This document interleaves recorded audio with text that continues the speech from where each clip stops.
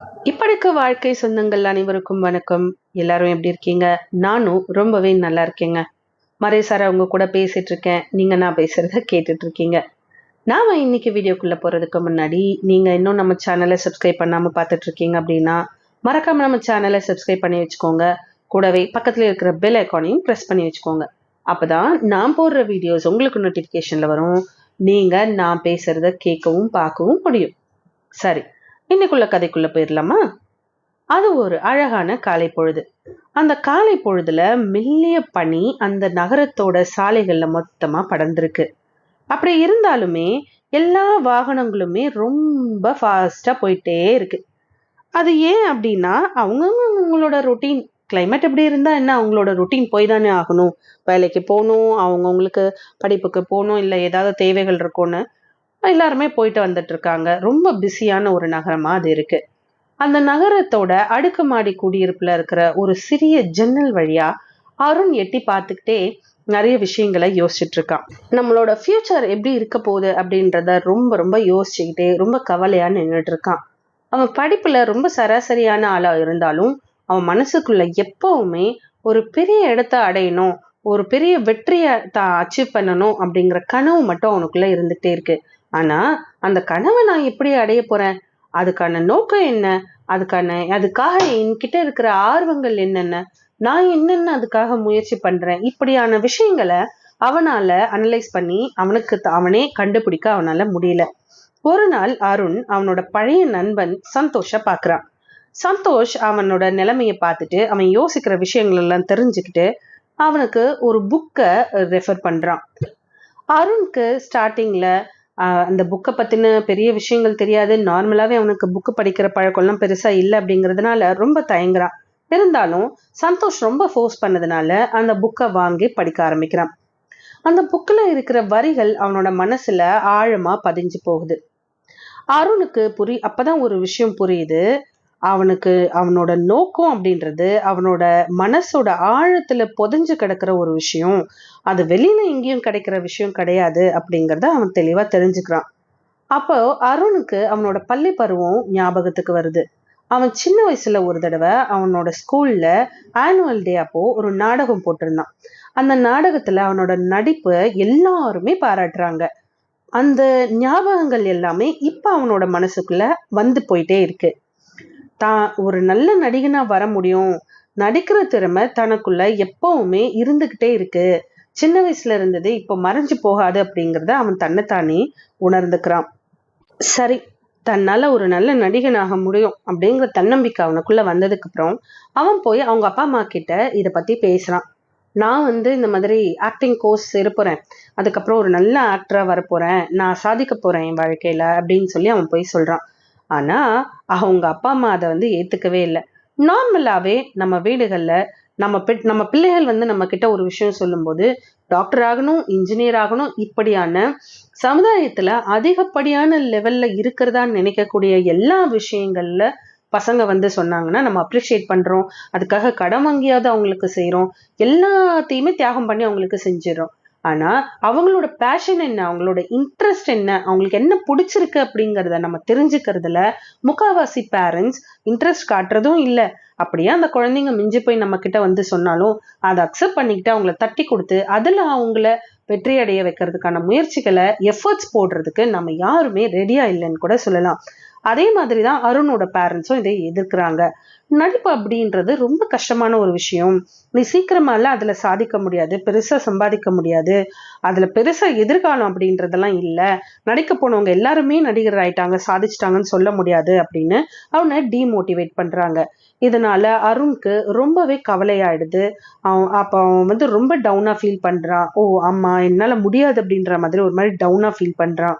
அந்த டைம்ல அவனோட மனசுக்குள்ள அவனுக்கு ஒரு குரல் கேக்குது. நீ என்ன எக்காரணத்தை கொண்டும் உன்னோட கனவுகளை நீ விட்டு விடவே விடாத, நீ முயற்சி பண்ண பண்ண பண்ண நீ என்ன நினைக்கிறியோ அது உன்னால சாதிக்க முடியும் அப்படின்னு அவனுக்குள்ளேயே ஒரு மோட்டிவேஷனல் ஒரு வாய்ஸ் அவனுக்கு கேக்குது. அவன் செஞ்சுட்டு இருக்கிற அந்த வேலையை விடாம சைட்ல அவனோட ஃப்ரெண்ட்ஸோட ஹெல்ப் அது மூலயமா அவன் என்ன பண்றான்னா ஆக்டிங்கான கோர்சஸ் தேடுறான். அந்த கோர்ஸை சாயங்காலம் போயிட்டு அந்த கோர்ஸ் அட்டென்ட் பண்றான், காலையில அவன் வேலைக்கு போறான். இந்த மாதிரியே அவனோட வேலைகள் எல்லாமே போயிட்டு இருக்கு. அவனோட ஆக்டிங் கோர்சஸும் அவனுக்கு போயிட்டு இருக்கு. ஸ்டார்டிங்ல அவனுக்கு அது பழக ரொம்ப கஷ்டமா இருக்கு. வேலைக்கு போகணும், அதுக்கப்புறம் இந்த கோர்ஸ் முடிக்கணும், அப்புறம் வீட்டுக்கு போகணும் அப்படின்ற மாதிரி இருக்கு. அவன் அப்பதான் காலேஜ் முடிஞ்சு வேலையிலயும் சேர்ந்திருந்தான். வாழ்க்கையோட பாரம், ருட்டீன் லைஃப் இதெல்லாமே அவனுக்கு புதுசா இருந்தது. கல்லூரி வாழ்க்கையில இருந்து மொத்தமா அவன் ஒரு ஒரு வேற ஒரு சூழலுக்குள்ள வந்திருந்த அந்த சுச்சுவேஷன்ல தான் இந்த விஷயத்தையும் அவன் பண்றான். அதாவது ஸ்டார்டிங்ல அருணுக்கு நிறைய ஃபெயிலியர்ஸ் வருது. அவன் நிறைய ஆடிஷன்ஸ் அட்டென்ட் பண்றான், முடியல. நாடகங்கள்ல போய் நடிக்க வாய்ப்பு கேட்குறான், அதுவும் அவனுக்கு சரியா கிடைக்க மாட்டேங்குது. ரொம்ப சோர்ந்து போயிடுறான். அப்பதான் அவன் அந்த புக்ல படிச்ச பாசிட்டிவான விஷயங்கள் அவனுக்கு ஞாபகத்துக்கு வருது. உனக்கு ஒரு விஷயம் வேணும் அப்படின்னு நீ முடிவு பண்ணிட்ட அப்படின்னா, இந்த உலகமே அதுக்காக உனக்கு துணை நின்று உனக்கு எல்லாமே பண்ணி கொடுக்கும். ஆனா அந்த விஷயம் வேணும்னு நீ நினைக்கணும், நீ ஸ்ட்ராங்கா நினைக்கணும் அப்படிங்கிறது தான் அது. இதை அவன் மனசுல வச்சுக்கிட்டே ஒவ்வொரு நாளையும் கடத்தி போயிட்டே இருக்கான். அவனோட முயற்சிகளையும் கைவிடாம பண்ணிக்கிட்டே இருக்கான். ஒரு நாள் ஒரு சின்ன நாடக குரூப், ஒரு டிராமா குரூப்ல அங்க அன்னைக்கு வர வேண்டிய நடிகருக்கு பதிலா அருணை நடிக்க சொல்லி அவனுக்கு அந்த வாய்ப்பு கிடைக்குது. அருணுக்கு இது எனக்கு கிடைச்ச பெரிய வாய்ப்பு, ஒரு பெரிய விஷயமா அதை பாக்குறான். அவனோட நடிப்பு திறமை மொத்தத்தையுமே அங்க காட்டுறான். அவனோட நடிப்பு திறமையை பார்த்த எல்லாருமே ரொம்ப ஆச்சரியப்படுறாங்க. அடடா, இந்த பையனுக்குள்ள இவ்வளோ நல்லா நடிக்கிற திறன் இருக்கா அப்படின்னு. அதை பேஸ் பண்ணி அவனுக்கு அடுத்து நாடகங்கள்ல அவனுக்கு வாய்ப்புகள் கிடைக்குது. அவன் பேரு அந்த நாடகத்துறையில கொஞ்சமா எல்லாருக்குமே தெரிய ஆரம்பிக்குது.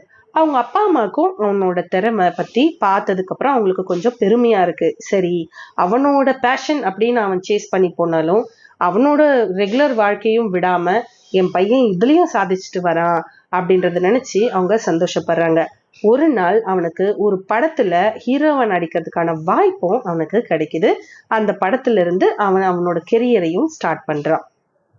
அதுக்கப்புறம் ஆக்டிங்ல அருண் ஒரு நல்ல நிலைமைக்கு வந்துடுறான். ஒரு ஃபேமஸான ஆக்டர் ஆயிடுறான். அவன் நினைச்ச மாதிரியே வெற்றியோட உச்சியில அவன் நிற்கிறான்.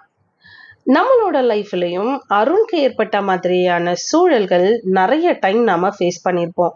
நமக்கு ஒரு விஷயம் பிடிக்கும், அதை பண்றதுக்கு நம்மளால முடியும்னு நம்மளுக்கு தோணும். நாம அந்த விஷயத்துல சாதிக்க முடியும்னு நம்ம நம்புவோம். ஆனா ஒரு விஷயங்கள் நமக்கு எதிரா, அந்த நம்மளோட நம்பிக்கைக்கு எதிரான விஷயங்கள் நடக்கும்போது, எக்ஸாம்பிளுக்கு ஃப்ரெண்ட்ஸோ இல்ல பக்கத்துல இருக்கிறவங்களோ இல்ல தெரிஞ்சவங்களோ பேரண்ட்ஸோ ஏதோ ஒண்ணு டிமோட்டிவேட் பண்ற மாதிரி சொல்லிட்டா, ஆமா இல்ல அப்படின்னு அந்த இடத்துலயே நாம உட்கார்ந்துருவோம். நம்மளால முடியாதுன்னு நாமளே நம்ப ஆரம்பிச்சிருவோம். அது அப்படி இல்லைங்க. நமக்கு ஒரு விஷயம் வேணும்னா நாம தான் அதுக்கான முயற்சிகளை பண்ணணும். நாம தான் அதுக்கான எல்லா விஷயத்தையுமே பண்ணணும். யாருமே நம்ம கூட சக்சஸ்லயும் நம்ம கூட வந்திருக்க போறது இல்ல. நாம ஃபெயிலியர் ஃபேஸ் பண்ணும்போதும் நம்ம கூட மேக்சிமம் இருக்கவே போறது இல்ல. நாம மட்டும்தான் சக்சஸோ ஃபெயிலியரோ அதுல எல்லாத்துலயுமே இருக்க போறது நாம மட்டும்தான். அப்போ நம்ம உள்மனசு நம்மளுக்கு என்ன சொல்லுது? நம்மளுக்கு முடியும்னு சொல்லுதா? நாம அந்த விஷயத்த செய்யறதுல தப்பே இல்லைங்க.